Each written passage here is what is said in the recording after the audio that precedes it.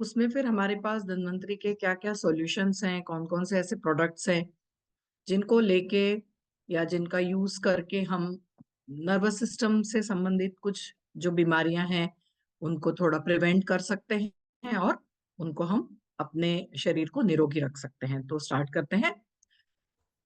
जैसे सभी को पता होगा ये कि हमारा जो ब्रेन का विकास है, मस्तिष्क का विकास, और ये एम्ब्रियोनिक लाइफ यानी कि गर्भाशय में जब बेबी होता है, मतलब बिल्कुल शुरू से लेके वहीं पे गर्भाशय में ही विकास शुरू हो जाता है हमारे मस्तिष्क का। और बहुत जल्दी उसका विकास होता है 10 साल की उम्र तक। इसलिए ऐसे बोलते हैं कि हमको जो पहले 10 सालों में हम जितना सीख लेते हैं उतना हमारी मेमोरी में रहता है। बहुत जल्दी न्यूरॉन्स विकसित होते हैं और जो मस्त तंत्रिका तंत्र की कोशिकाएं होती हैं वो विकसित अवस्था में होती हैं। इसलिए 10 साल की उम्र तक, 10-12 साल की उम्र तक बहुत फास्ट लर्निंग होता है बच्चे का। और उसमें बहुत सारी ऐसी जो विशेष प्रक्रियाएं जो हम देख पाते हैं वो क्या है कि इंटेलेक्चुअल कैपेसिटी, जो मेमोरी बढ़ाना यानी कि याददाश्त को अच्छा करना, कुछ इमेजिनेशन पावर्स है, मेंटल स्ट्रेंथ है, वो सारी अलग अलग हर व्यक्ति की अलग अलग होती हैं। और उस डेवलपमेंटल स्टेज पे ही कुछ डिसेबिलिटीज भी आ जाती हैं, मतलब बचपन से ही। ऐसा नहीं है कि मस्तिष्क का जो विकार है वो बड़ी उम्र में चल के ही आएगा। छोटी उम्र में भी कई बार मस्तिष्क के विकास में या फिर कुछ डिसेबिलिटीज आ जाती हैं। कुछ जेनेटिक्स होती हैं, कुछ किसी कारण के, बहुत सारी ऐसी वजह हैं जिनके कारण कुछ मेंटल डिसेबिलिटीज देखने को मिलती हैं, जैसे एडीएचडी है, ऑटिज्म है, डाउन सिंड्रोम और डेवलपमेंटल लैंग्वेज डिसऑर्डर्स वगैरह। और जो मेमोरी है या फिर जो इमेजिनेशन पावर है, इंटेलेक्चुअल कैपेसिटी, वो सारी कैसी है, हर बच्चे की अलग अलग होती है।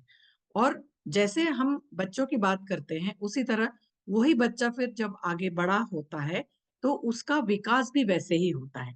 तो स्ट्रॉन्ग वर्किंग मेमोरी या फिर जो अ, हमारे बच्चों को जितना हमें अटेंशन देना चाहिए उतना यदि नहीं मिलता है तो फिर ये सारी प्रॉब्लम और बढ़ जाती है।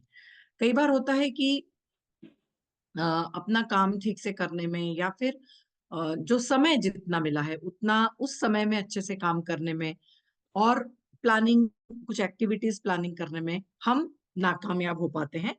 उसमें भी मस्तिष्क का बहुत ज्यादा इंपॉर्टेंस है, क्योंकि उतना डेवलपमेंट या फिर जो आईक्यू बोलते हैं ना, कि वो उतना डेवलप नहीं हुआ है। और बच्चों में यदि देखेंगे तो वो क्या होता है कि मेमोरी लॉस हो जाता है। अब ये सारी चीजें कहाँ आके सीमित होती हैं, कहाँ से स्टार्ट होती हैं, कि insufficient supply of necessary nutrient to the brain. Insufficient supply necessary nutrient मतलब जो हम आहार ले रहे हैं उसमें जो भी कुछ चीजें हमारे मस्तिष्क को चाहिए, मस्तिष्क के विकास के लिए चाहिए, वो यदि इनसफिशिएंट रहा तो फिर मस्तिष्क के विकास में या फिर नर्वस सिस्टम के विकास में प्रॉब्लम आ सकता है।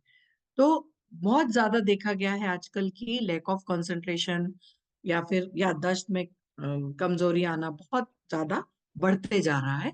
इसके बहुत सारे कारण हो सकते हैं।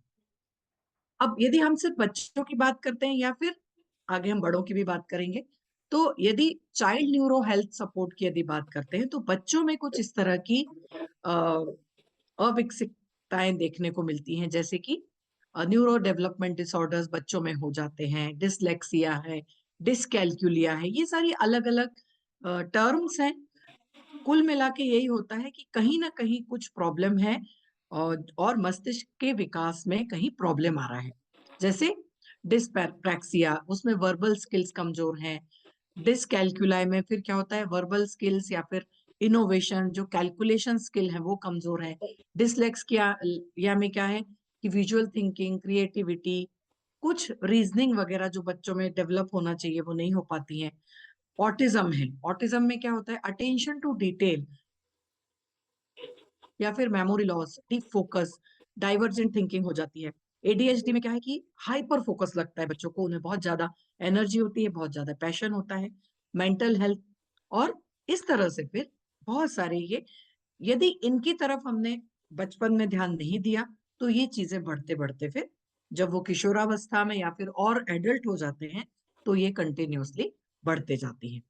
तो हेल्थ प्रॉब्लम में क्या है, डिप्रेशन, एंजाइटी, किसी भी तरह का दर्द रहना, नींद ना आना, ऑटो इम्यून डिसीज होना, डाइजेस्टिव प्रॉब्लम होना, स्किन की कंडीशन भी खराब हो जाती है, फिर हार्ट डिसीज हो सकते हैं, और thinking and memory problems. Specially इसमें क्या है, जो थिंकिंग और मेमोरी प्रॉब्लम्स होता है उसमें फिर बच्चे बहुत परेशान होते हैं।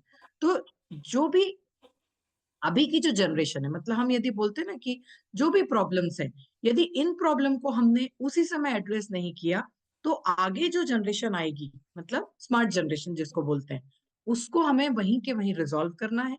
उस प्रॉब्लम को आइडेंटिफाई करना है कि क्या प्रॉब्लम है, और रिजॉल्व करके हमारे पास बहुत अच्छा प्रोडक्ट है धन्वंतरी का, वो है स्मृति रिच ग्रेन्यूल। तो वो स्मृति रिच ग्रेन्यूल क्या क्या करता है? स्मृति रिच ग्रेन्यूल में है गोप्यूष, नागरमोथा, शंखपुष्पी, नीर ब्राह्मी, वाचा, कंटकरी, जटामांसी और ज्योतिषमती। अब इन आप जैसे सभी को पता है कि गोप्यूष में तो देखिए प्रेशियस नीड है, ग्रोइंग बच्चों के लिए, बेस्ट हेल्थ के लिए उसमें काउस कोलेस्ट्रम हुआ है। उसके अलावा गोपीयूष जो है बहुत ज्यादा अच्छे तरीके से इम्यूनिटी बढ़ाता है ग्रोइंग बच्चों में। देखिए जब बच्चा बढ़ रहा है, यानी कि उसका जब विकास हो रहा है, क्योंकि देखिए 10 से 12 साल बहुत फास्ट जाते हैं, बच्चों के विकास को तभी ध्यान देना चाहिए। उस समय यदि कोई कमजोरी रह गई या फिर डेफिशिएंसी रह गई तो वो आगे चल के फिर वो उस तरह की कमजोरी या डेफिशिएंसी को दूर करना थोड़ा मुश्किल होता है। इसलिए पहले ही ध्यान देना जरूरी है। तो गोपीयूष में ऐसे 89 कंपोनेंट्स हैं, अमाइनो एसिड्स हैं, इम्यूनोग्लोबुलिन्स हैं, ग्रोथ फैक्टर्स हैं, सबसे इंपॉर्टेंट ग्रोथ फैक्टर्स हैं, विटामिन, कुछ खनिज तत्व जो कि बहुत बेनिफिट देते हैं बच्चों की बढ़ती उम्र में। तो ये एक बेटर सप्लीमेंट है मेंटल डेवलपमेंट के लिए as well as better physical health के लिए। इसके बाद है इसमें नागरमोथा। नागरमोथा जो है यह एक नर्वाइन टॉनिक के तौर पे काम करता है। इसमें बहुत सारे फाइटोकेमिकल कंपाउंड्स होते हैं। तो स्पेशली कहाँ है, हम जो स्मृति रज ग्रैन्यूल की बात करेंगे तो यहाँ पे यह नर्वाइन टॉनिक के तौर पे इसका इस्तेमाल किया गया है। और जो एंडोटॉक्सिन्स हैं, शरीर में होने वाले जो एंडोटॉक्सिन्स हैं, उसको बाहर निकालने में बहुत सफल होता है। तीसरा है शंखपुष्पी। शंखपुष्पी जो है न्यूरोप्रोटेक्टिव है और न्यूरोमोड्यूलेटरी है। मतलब यहाँ पे जो न्यूरॉन्स है या फिर जो तंत्रिका तंत्र की जो कोशिकाएं हैं जो डैमेज होने लगती हैं, देखिए डैमेज होना हम बोलेंगे बड़ों में शुरू होता है। तो स्मृति रिच ग्रेन्यूल जो है हमें सिर्फ बच्चों को ही नहीं देना है, बड़े भी, मतलब कोई भी उम्र के, किसी भी उम्र के लोग स्मृति रिच ग्रेन्यूल का यूज कर सकते हैं। न्यूरो डिजनरेशन को रोकने का काम करता है शंखपुष्पी। सबसे इंपॉर्टेंट क्या है इसमें, मेंटल पावर को एनहांस करता है, स्पेशली मेमोरी को, मतलब जो याददाश्त है जो कमजोर हो जाती है उसको बढ़ाने में शंखपुष्पी बहुत उपयोगी होता है। और use to many stress related problem, जितने भी स्ट्रेस रिलेटेड प्रॉब्लम्स हैं, स्कूल में होमवर्क नहीं हुआ, एग्जाम आ गई, अभी जैसे बच्चों की एग्जाम आने वाली है, उनको बहुत ज्यादा स्ट्रेस रहता है, कई बार बता नहीं पाते लेकिन बहुत स्ट्रेसफुल रहते हैं। उस समय ये जो स्मृतिरिज ग्रेन्यूल में जो शंखपुष्पी है वो बहुत फायदेमंद होता है। फिर है नीर ब्राह्मी। नीर ब्राह्मी जो कि हमारे इंपॉर्टेंट मेडिसिनल हर्ब है आयुर्वेदा में। तो सबसे ज्यादा इसका जो उपयोग है ये कहाँ पे किया जाता है, ट्रीटमेंट, एंजाइटी के ट्रीटमेंट में, इंटेलेक्ट और मेमोरी को बढ़ाने में। प्राचीन काल से एंजाइटी यानी कि जो एक चिंता लगी रहती है, बार बार मस्तिष्क में कुछ ऐसी प्रक्रियाएं चल रही होती हैं जिनके कारण कोई भी पर्सन चिंता में होता है, फिर वो ये जो चिंता है मेंटल प्रॉब्लम जो है यह एक टॉनिक है।